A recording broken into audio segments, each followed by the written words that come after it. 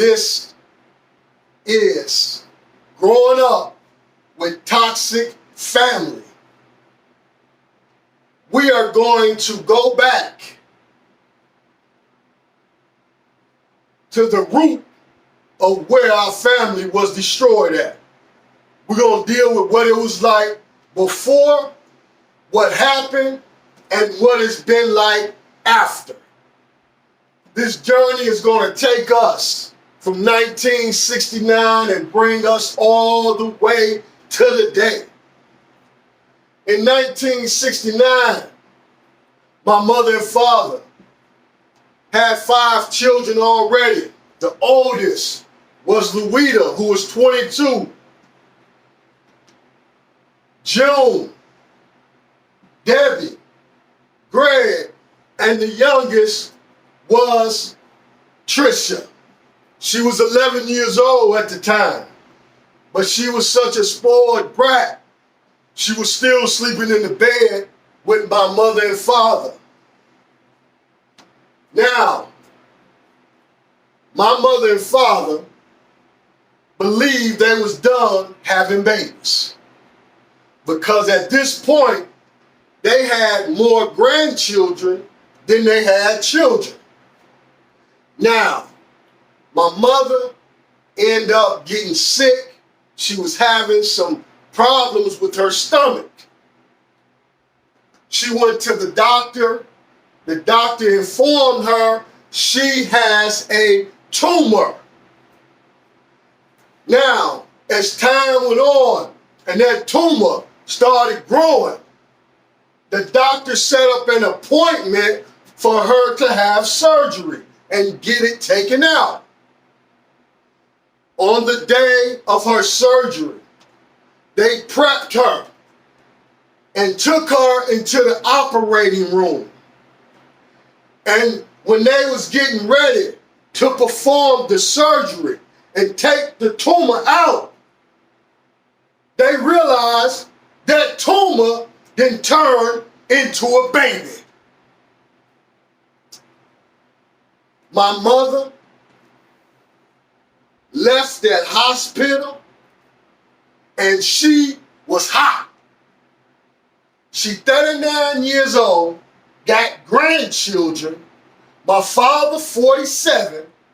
Ain't no way they supposed to be having a baby.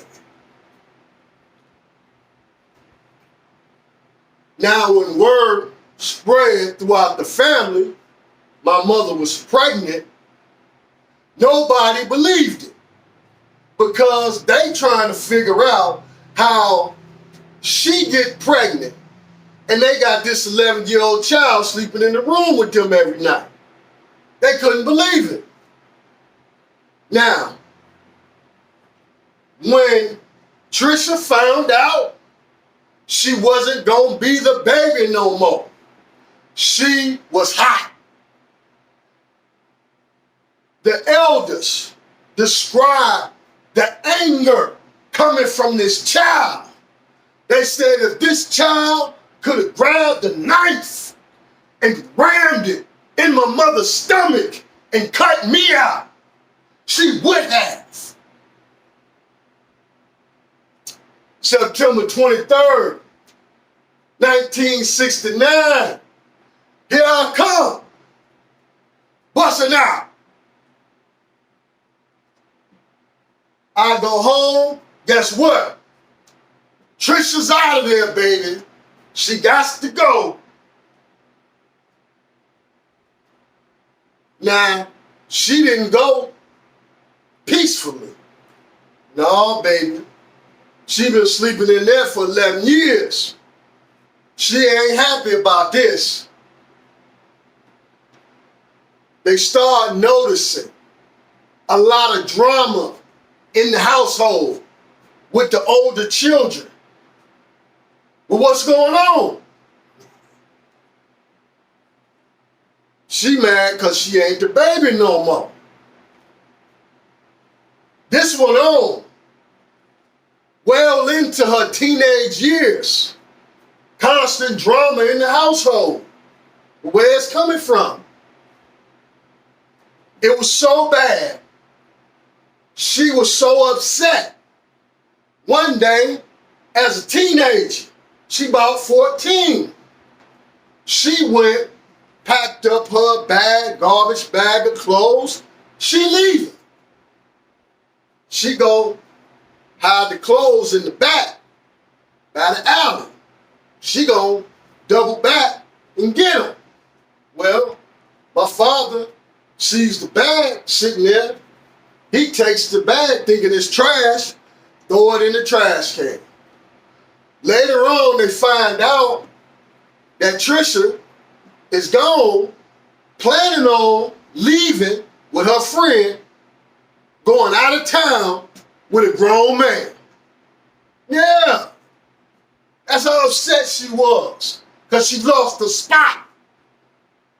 Now, 1974 come around. My father dies of a heart attack.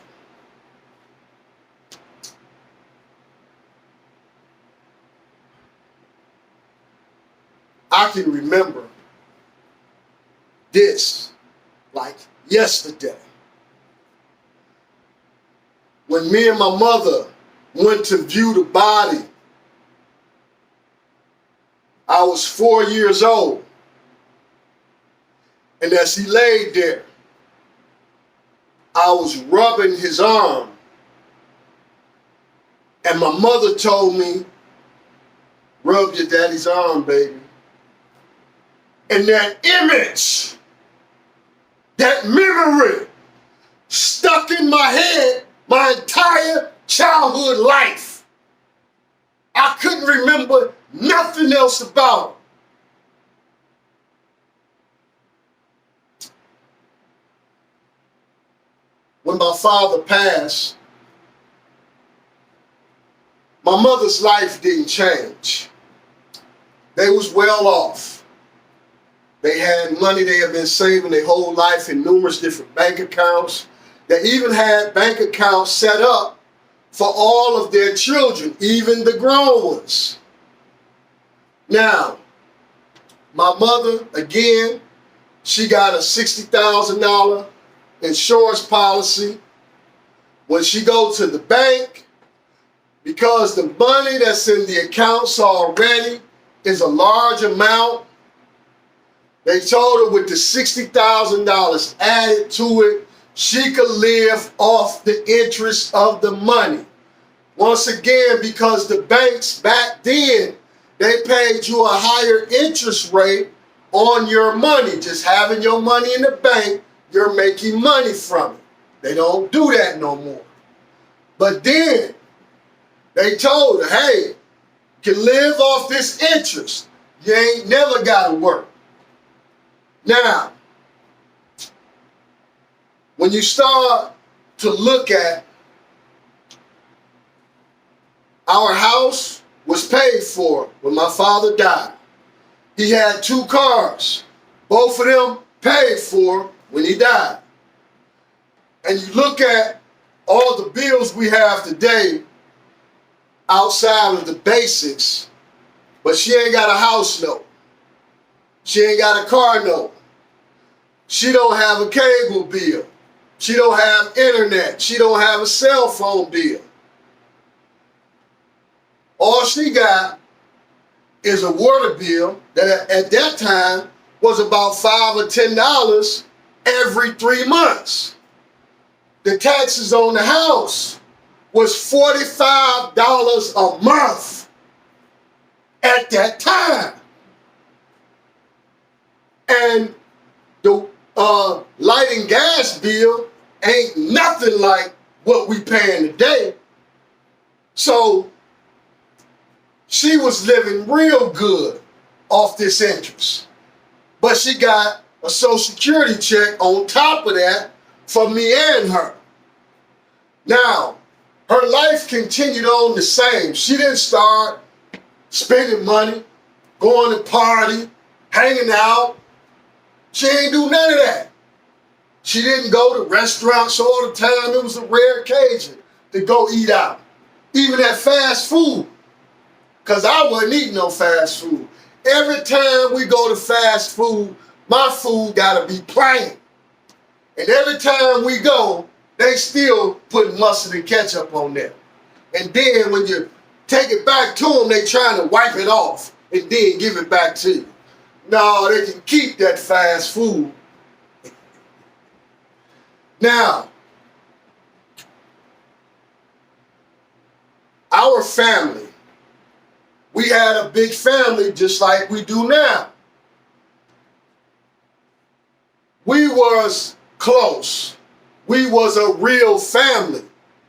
Everybody knew each other. Everybody came together. Birthday parties, holidays, Sunday dinner. Many of them was at our house. Everybody was there. Aunts, uncles, nieces, nephews, cousins. Everybody showed up. Everybody had a good time. We was a real family. See, it wasn't nothing like all this old crap now. Every time you go to something, either somebody whispering about somebody, somebody talking about somebody. After the event, you got all this crap going on, these negative comments, everybody talking negative. Wasn't none of that.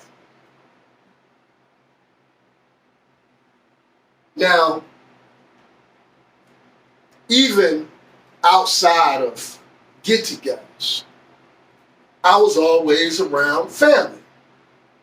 Had family used to come over every week. Other family would always come over. We seeing them, we going shopping together, all kind of stuff. Now, because my mother never drove a day in her life, now she got 2 cars, okay? So she needs somebody to drive her around. And I was so glad she wasn't trying to learn how to drive. And I'm going to tell you why. One time we went to visit my grandmother down in Lawrence, Kansas. And my grandmother decided she gonna teach my mother how to drive. Now, my mother got in that driver's seat, and let me tell you, that woman scared the mess out of me that day. I was so happy to see my grandmother get back behind that wheel. Man, now, she had people driving her around. One of the people who used to drive her around was my sister Lou. That's because Lou stayed right down the street with her family. Literally, she was in the next block. It was about 5 houses down, just the street in the middle. So Lou would drive her around in the Monte Carlo. Many times what she would do, because she's driving her around so much, she would just park the Monte Carlo down at her house. It ain't no big thing. I mean, it's right down the street. But lo and behold, my sister Tricia, who couldn't even drive, made a big old issue about Lou parking the car down the street. It became such a big issue. Lou said in order to keep the drama down, she ain't even gonna drive the car no more.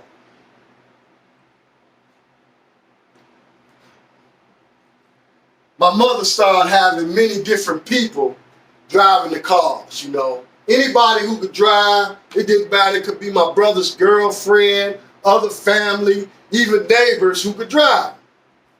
Well, with all these people driving the cars, it didn't take long before both of them was gone. Monte Carlo totaled in an accident.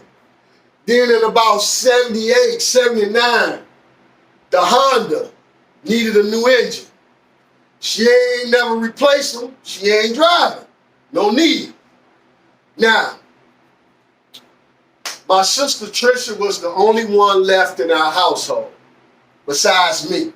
She had a baby, ended up moving out, getting her apartment. So it's me and my mother now.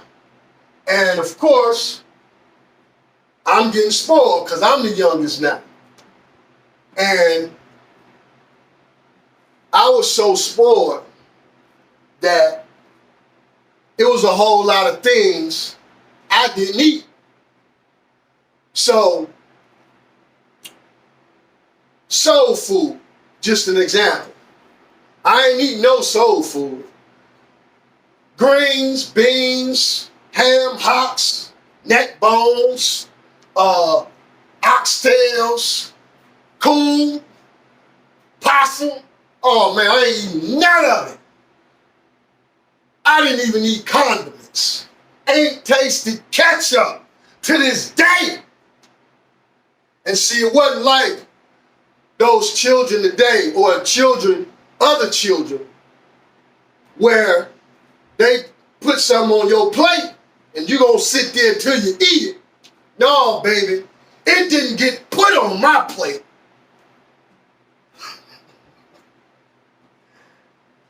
Now, if something was cooked that I didn't want, I got some money, I can go get whatever I want, you know. That's how bad I was, spoiled. Now, don't get in your mind you thinking about the Bible where it say, you spare the rod, you spoil the child. No, no. See, let me tell you, my mama spoiled me, and she broke many rods on my behind. I was one of the baddest childs the world had ever seen. One of the things nobody paid attention to about me being bad, yes, I did a whole lot of things, but some of the worst things I've done was because of people messing with me. That was the thing. Nobody paid that no mind.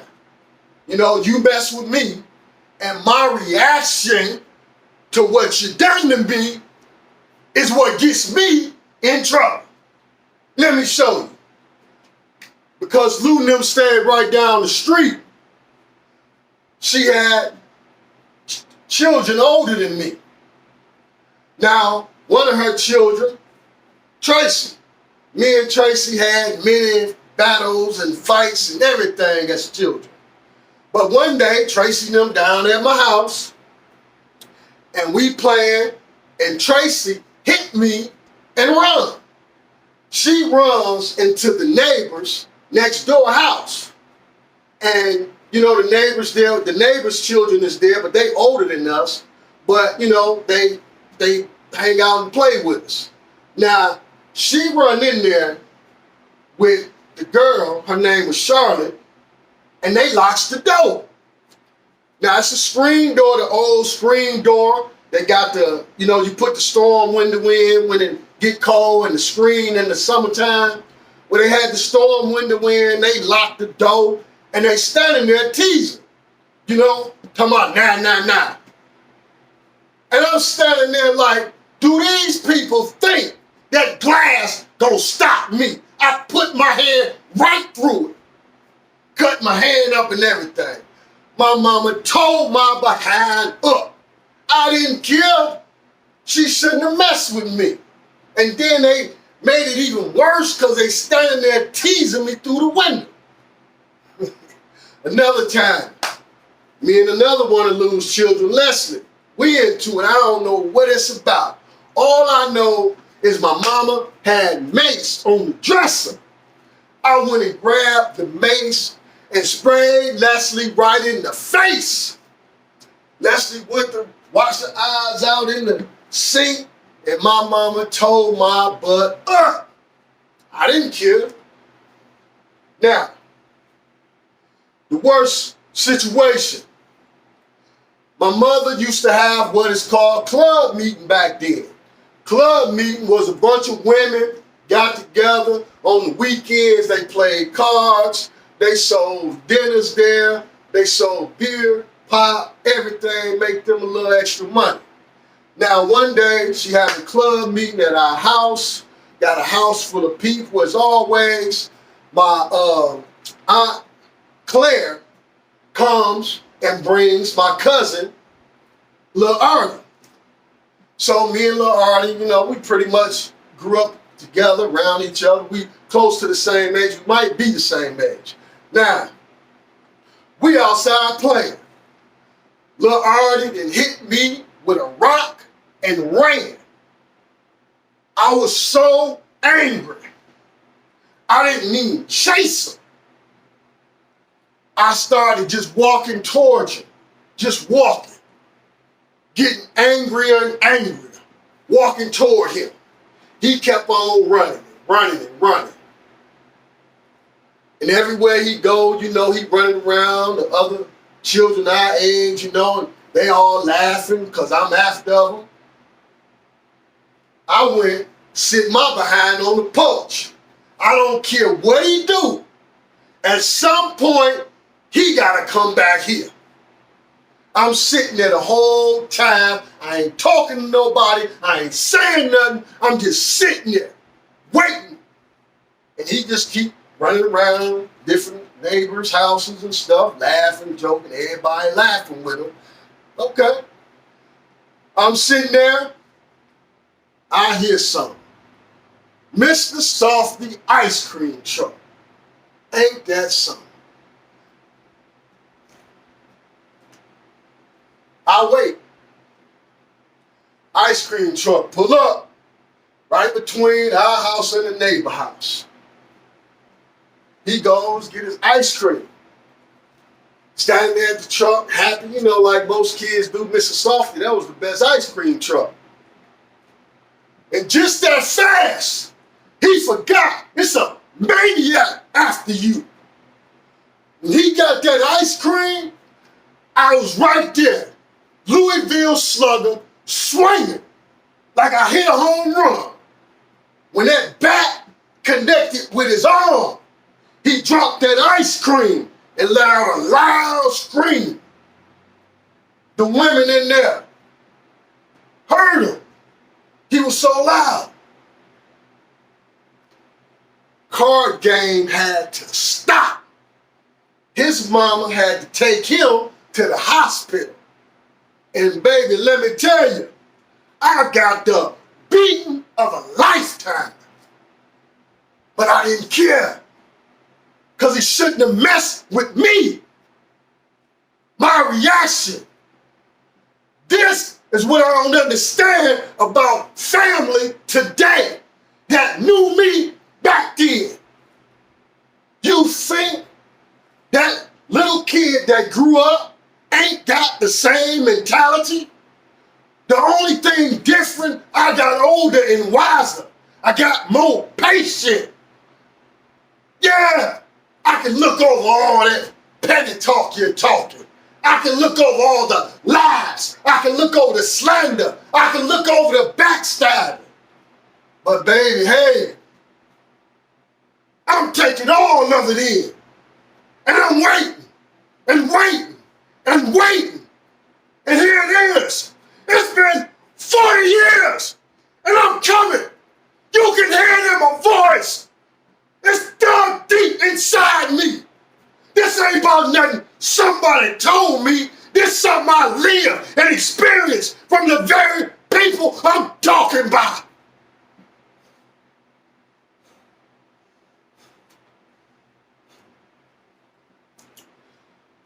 In 1983, the fall,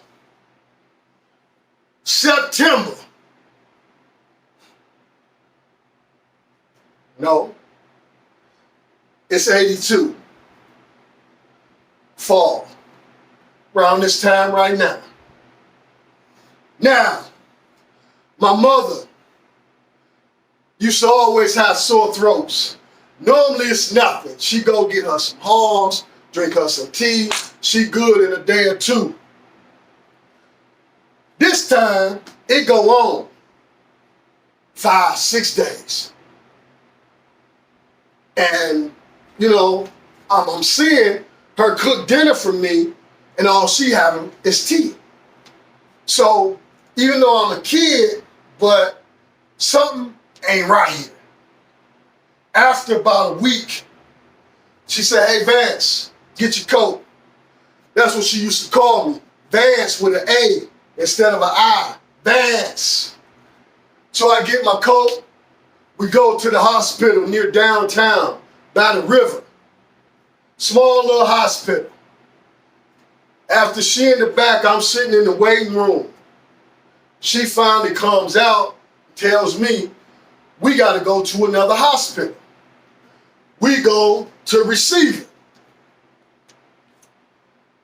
Now, she get tests ran on her.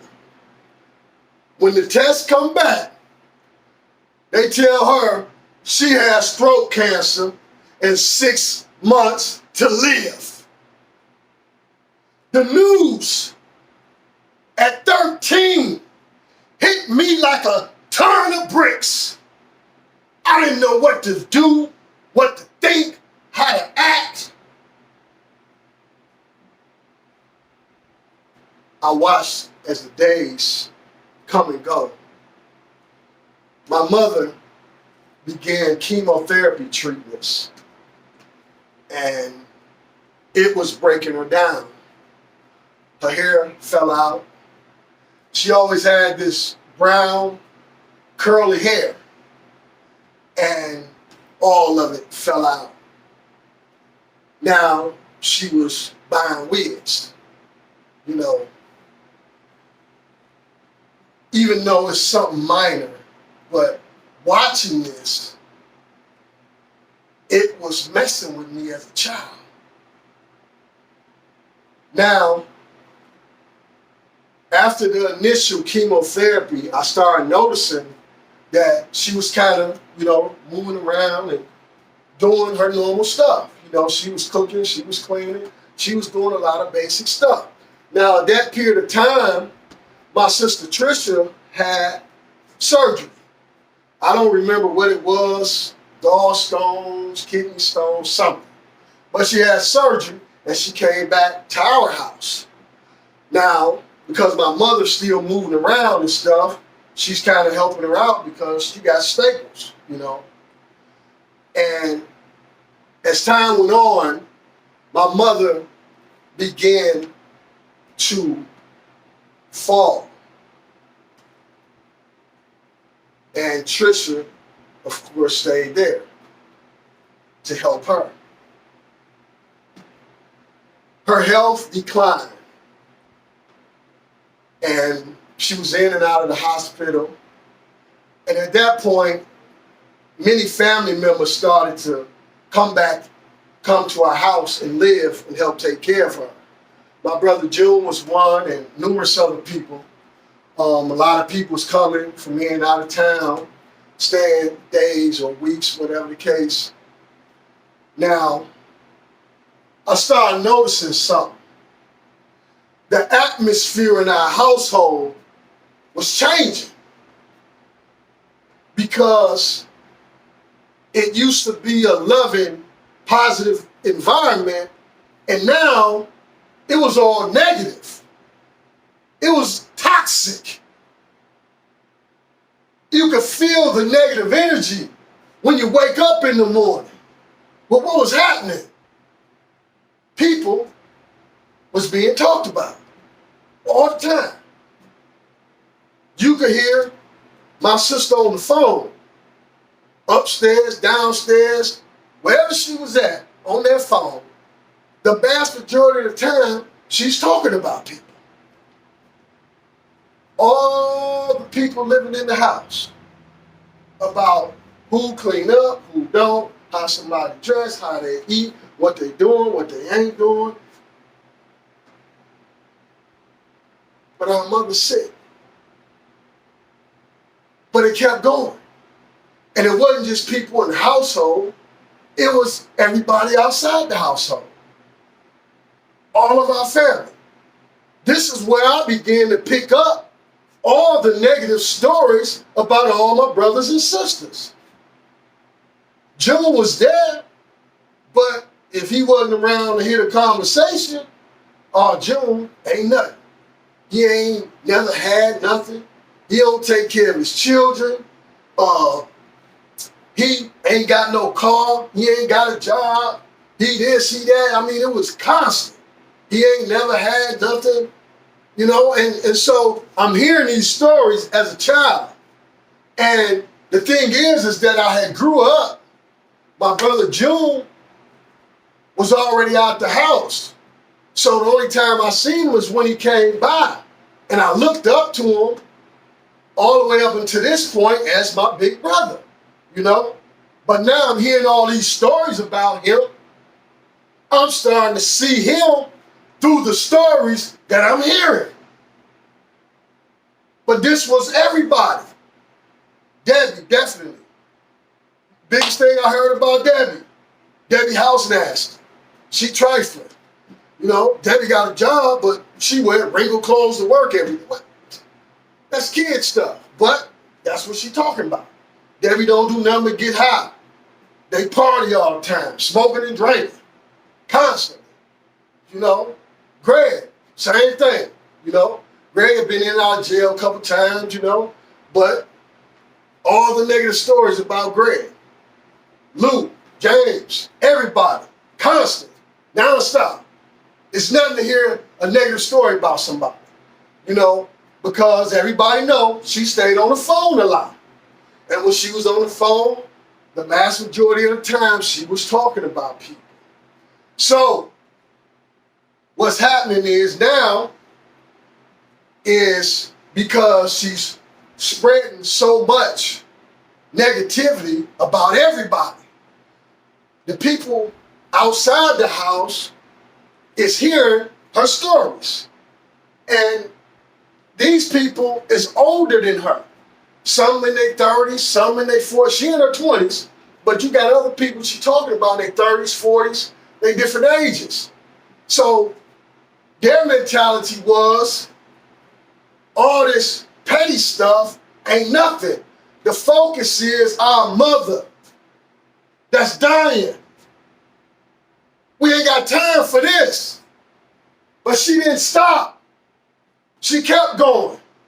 And people was getting angry. So, you know, people, they get tired of hearing it and they're going to say something eventually. And whenever somebody says something, all of a sudden now she got beef with them. It's a problem. But you've been talking about them, spreading all this negative stories about them for months. And now they finally say something to you and know it's a problem. So she feeling like she running things, so she telling people, oh yeah, y'all can't come to the house. Lou, you can come, but James can't come. My cousin Claudia, you can't come to the house, you know. And so everybody's hearing about all this drama going on. And it's escalating because now when they say something and she say something, next thing you know, everybody's threatening each other. This is every day. It's going on, this beef. And they ain't talking about pulling up fighting. They getting guns. They talking about doing stuff to family. This was a regular thing. I'm a kid, I'm seeing it. It was so bad for me as a child. The fact that I'm watching my mother die. I'm going in the room. I gotta feed her a can of Ensure through the IV. It did something to my young mind that I didn't know how to deal with it. But then I gotta deal with all this toxic stuff going on. I didn't care nothing about what they was doing. Only thing that I knew is my mother was dying. So I tried to stay away from the house. It was too much for me. So now I'm out here hanging out with my friends, doing everything to stay away from all of this. And one of the things I used to do, I smoked weed. I got to a point, I can remember every single day, I'm outside at 8:30 in the morning, I'm smoking weed. First thing I do before I get dressed. 13. Now, because I'm out here in the street every day, you know, it's Detroit, early 80s, everything going on. You know, and because I grew up in the neighborhood, I know everybody. Now, I knew the guys who was a little older than me, age 16, 17. Those guys, they smoked and drank, on the weekends. Everybody get together. It was times, it was like 20 of us get together. And we had everybody put in money. And we at the liquor store and got somebody to buy our liquor for us. We didn't add it up. We got Hennessy. We got some Salinac, 40 ounces, all kind of stuff. Everybody got what they wanted. And we walked away about 10 bottles of stuff. And we go get drunk. Smoking weed, we smoking and drinking. But it was just a normal thing for me at that point. That's what I did to cope.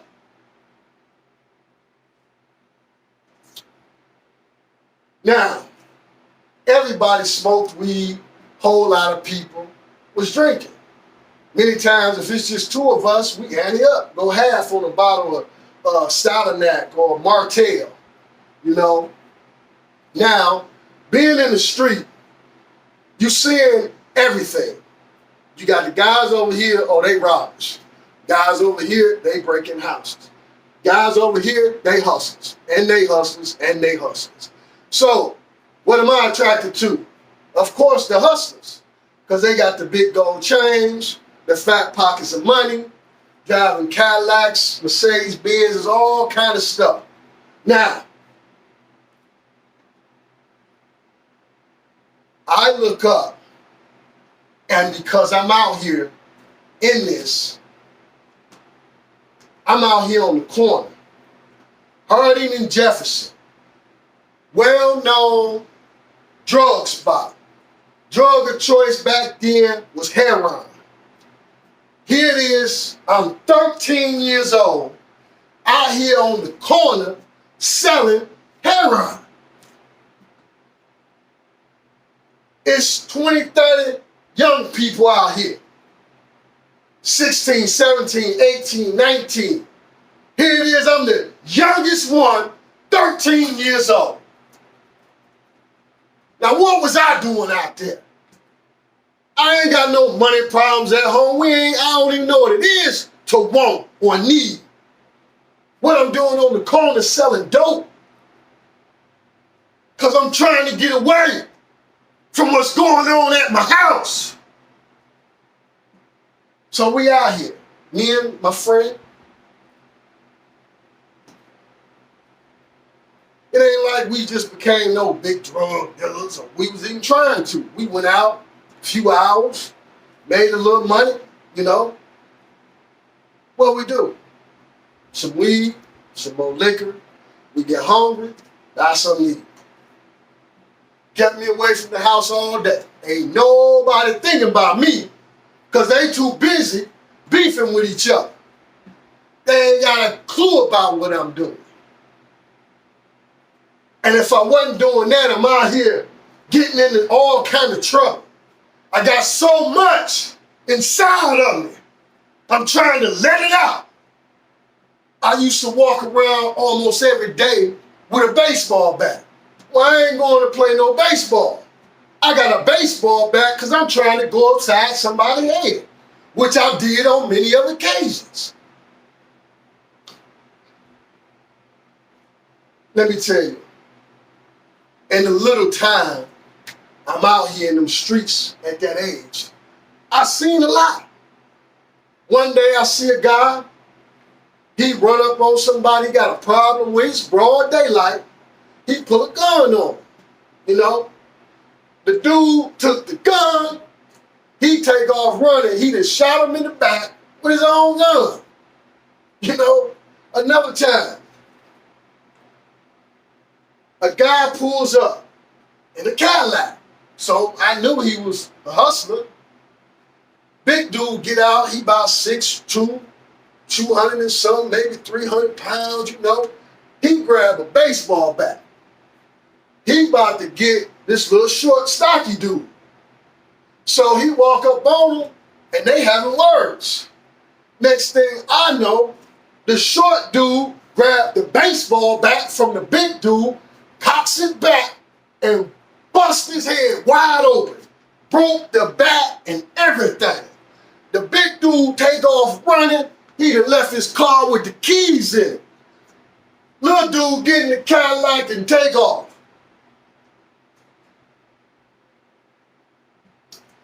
One day, my brother, June, came to me. We were standing outside. He said, "Hey, boy, you know your mama know you're smoking weed." And I laughed. I said, "Boy, I didn't say anything, but I thought in my head, I said, smoking weed ain't nothing compared to what I've been doing." But I ain't tell him that. See, they was looking at me as the same little kid I was a year ago. That little kid was long gone, baby. He was gone. He still looked like a little kid, but he was gone. At that point, I had guns and everything. Now, with everybody else being talked about on a regular basis, well, hell, I wasn't no exception. I'm being talked about, you know? So, because there's stories being told about me, what I'm doing, what I ain't doing, how I'm always gone, how I ain't at home, I'm coming in late, you know, how I look, how I dress, what I eat, you know, constant. Not that I ain't got enough weighing on me already. The adults around listening to the stories, and they would come at me in a real negative way. And I'm just like, y'all don't see what I'm going through? I'm the kid here. Nah, ain't nobody see that. It's pushing me further in the street. Now, my sister, boyfriend at the time was named Huey. And just like everybody else, she's telling stories about me, she's telling him. But Huey didn't react like everybody else. He picked me up and put me under his wing. He kind of started taking me with him, whatever he was doing. Sometimes it was going to play basketball. Sometimes it was going to lift weights. Sometimes hanging out with him and his friends. Now, don't think he was this role model. No, because he would smoke weed with me every time we was together. You ain't supposed to be, you grown, you ain't supposed to be smoking no damn weed with no 13-year-old. No. Now, but he was the one there talking to me, letting me know everything gonna be all right. Come on, let's go. Get some of this frustration out. Now, because I'm with Huey, I'm staying away from the streets. Now, things at our house was constantly escalating. Always hearing about gunplay for family. Constantly. What people gonna do? Who said this? Who doing that? It was just constant. But I'm still getting away because I'm rolling with Huey. When he wasn't around, that's when I was with my friends. Now, one day, somebody gets so angry. Now, people, no matter how mad they got at what my sister Trisha said about them, they ain't coming to the house because they know my mama there. And they ain't trying to put none of that on her. They'll be the bigger person and stay away. Because it was so much drama at our house. All these family that we had was trying to stay away from the drama. Even though they ain't got nothing to do with it. But they don't want to be in the middle of it. So they staying away. All this family. Very few people coming to our house to see our mother. Now, one day somebody called the house. They tired of my sister telling these negative stories about them. It's been months this been going on. They called the house. My mother answers the phone. My mother hangs up the phone and start crying. Now, everybody in the house see her crying and find out she crying, and they going in the room. because they want to know what's going on. She say, my cousin Claudia just called and she cussed me out. She told me to tell my daughter Trisha to keep her name out of mouth. Now here it is, I'm 13, and the first thought come to my mind, why the hell my mother get cussed out for something Trisha done? As my mother stopped crying and calmed down, we started filing out the room, going down the stairs. Everybody meeting in the kitchen. My brother June, first one to speak, slams his hand on the table so hard the salt and pepper shakers jumped up. Everybody started voicing their opinion about Claudia and what they wanted to do. We were so loud, I look up in the kitchen doorway, my mother standing there. Now here it is, this woman can barely walk to the bathroom right next to her room, and she done came all the way downstairs because of these fools she got as children. She trying to calm everybody down. Everybody got quiet when we seen her. She tried to talk to everybody, get us to calm down.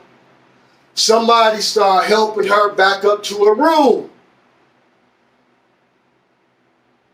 Some of us walked on the porch. I don't remember what the conversation was. All I know is my mind was someplace it ain't had no place being at a 13-year-old kid.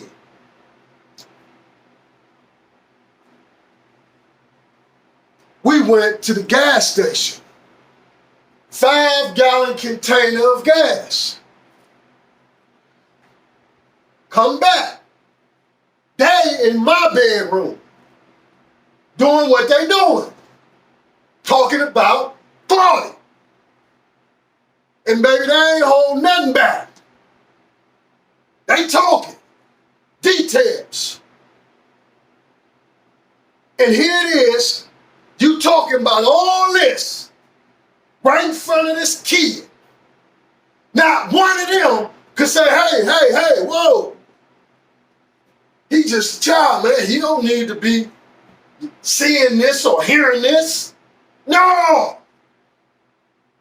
Because their mind is so caught up on this negative energy, they can't even think straight. Our mother in that bed dying.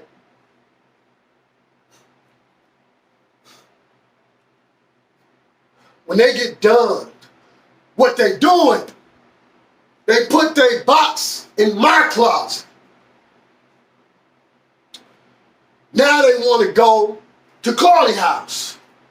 They want to go peep the scene. Do a drive-by. See what's going on. They taking me with them. Now here it is.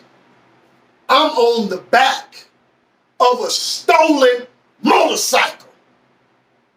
Why is my mom in here dying and her child on the back of a stolen motorcycle?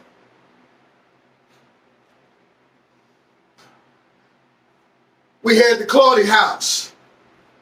Claudia lived on Marlboro then. Yellow house with a yellow Nova out front. Now, I done grew up with Claudia and her children.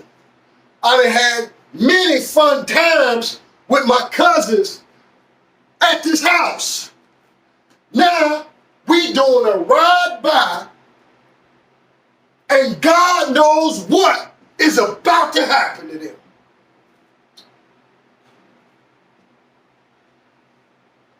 We get back to the house. They in my room again, planning what they gonna do to family. My sister Trisha leaves out the room. She come back. Hey, y'all. Y'all know we can't do nothing to mama going to hospital for her surgery. They agreed. It's only a day or two away. Now, the next day, my mother goes into the hospital. Her surgery is scheduled for the following day. Now, while my mother been in the hospital, every time she goes, she in there directing traffic because there's so much beef going on with so many people. Everybody has been threatening everybody, and it's like on site, it's gonna be a problem. So people at the hospital with guns, ain't no metal detectors back then, going to see my mama. But why? Why is she in there directing traffic? All because of these toxic stories, these negative stories, all because of this gossip constantly. It ain't even about nothing. Now, Trisha goes to the hospital one day. Lou and Claudia in there. Now, mind you, they already got plans for Claudia. The beef been on with Lou for months. She walk in there and she see them, turn around, walk out. Nursing station, hey, I want them to leave.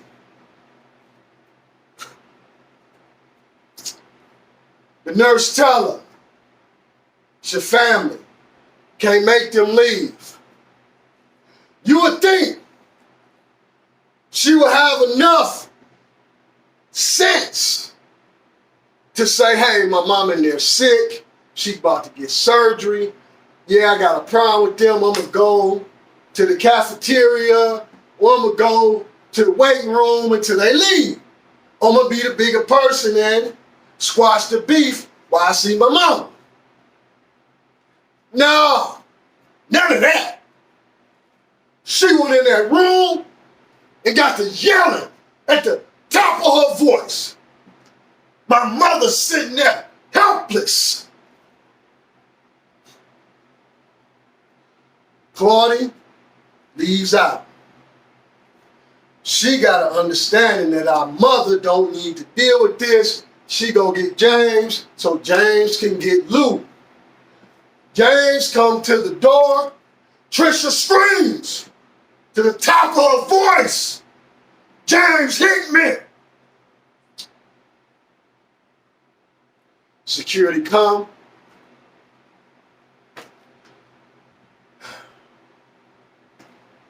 Trisha goes and tell everybody, James said it the story, James said it. Get everybody riled up, people upset, Once again, same thing, everybody's ready to go get family. It's on. Now, that night, after this incident at the hospital, my mother, she got on the phone with elders in the family. And she said, I want Trisha out my house before I get home. This our mother talking.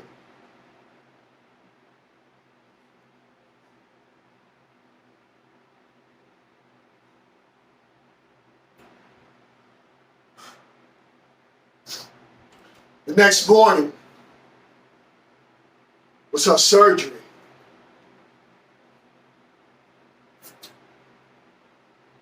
Our normal routine when we go into the hospital to see my mother is everybody getting up, getting dressed so we can all go. That day, there were people in and out of the bathroom. There were people in and out of the bedrooms getting dressed.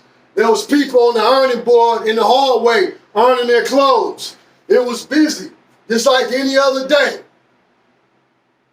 the phone rung. We had a green house telephone sitting on the ironing board. I remember it like yesterday. When that phone rung, the whole house stopped. You could hear a pin drop. My sister Trisha comes from wherever she was at. She in the hallway. Picks up the phone. She said, yes. Yes. Uh-huh. Yes. And dropped the phone and let out a loud cry. Didn't nobody have to ask no questions. They knew the head of our family was gone.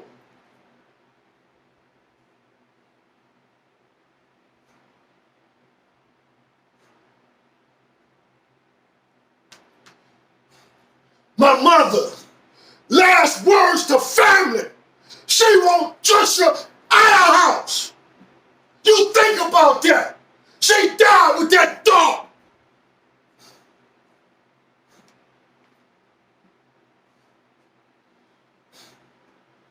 Just like that, the war was over. Ain't nobody speak a word about attacking nobody. No more.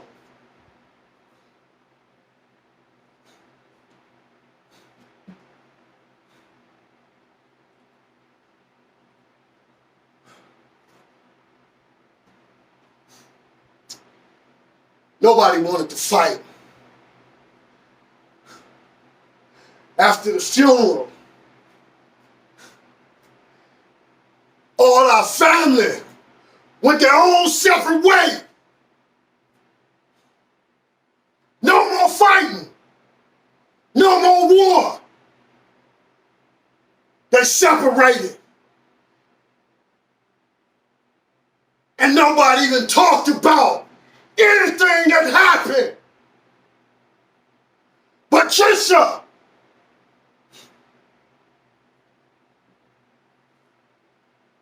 this was the destruction of our family. Right there.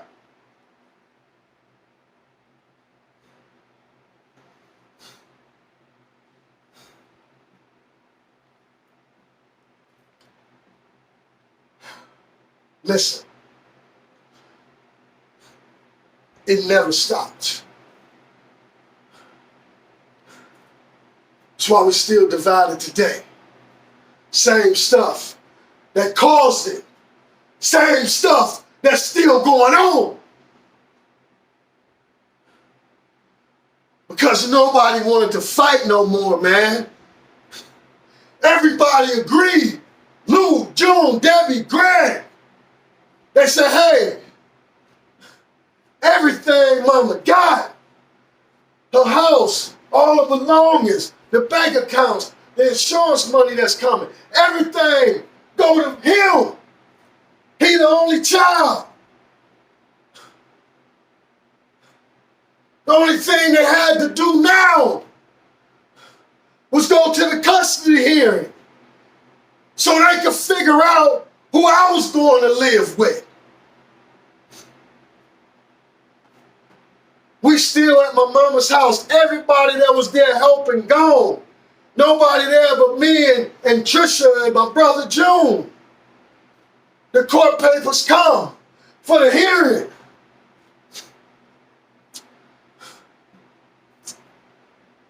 Trisha get the papers, inform family, those who she talked to. She informed them who informed everybody else. The date and time of the hearing. Now, the day of the hearing, me and her we go to court, wait on the case to be called. They calls the case, I'm looking around. Ain't no other family in there. Now, because nobody's there, the judge asks his questions, do whatever he do, sign these papers, all of this, and bam, we gone. Now, let me tell you why I remember this so well. Because when I went there that day, before we got to the courtroom, I seen Eric. Eric he would become our in-laws in the near future because June and Marion wasn't together yet. But Eric is Marion's cousin. His father and him was running the store around the corner. He was a few years older than me, but he seen me there when I walked in. I had on a red polo shirt, going to court, and he seen me, and we spoke, and he was looking at me. And later after the court, I seen him. He said, "Hey, man, I seen you down there in court, boy. You was looking kind of scared." And I had to explain to him, no, I wasn't there for no crime. I was there because my mother died. It was about a custody hearing. Now, court is over, we gone.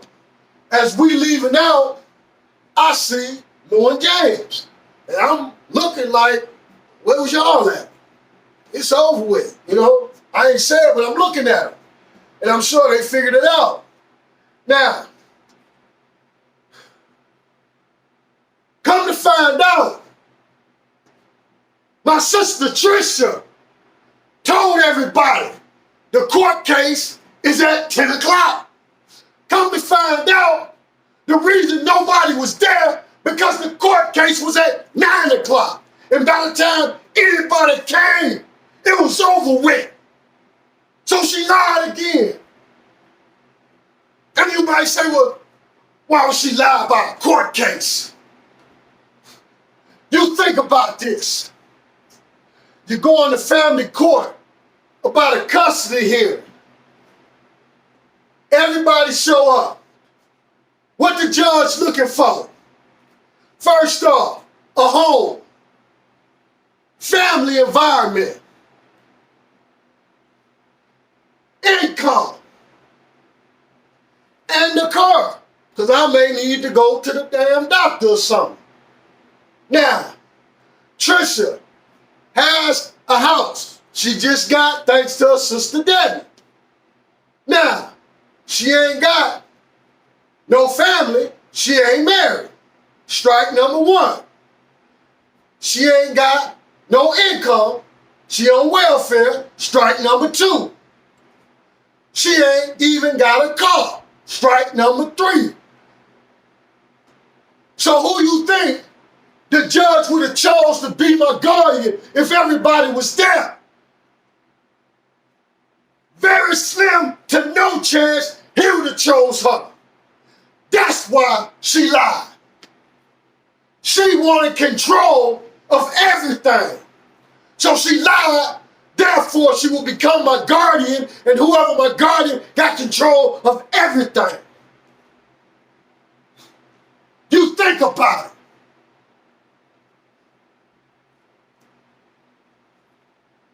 She hadn't had a job.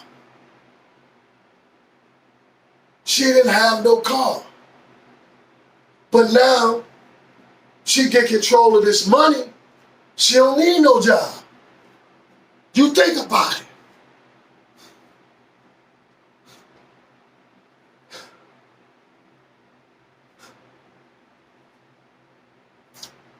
Stay tuned. Part 2. Growing up with toxic family.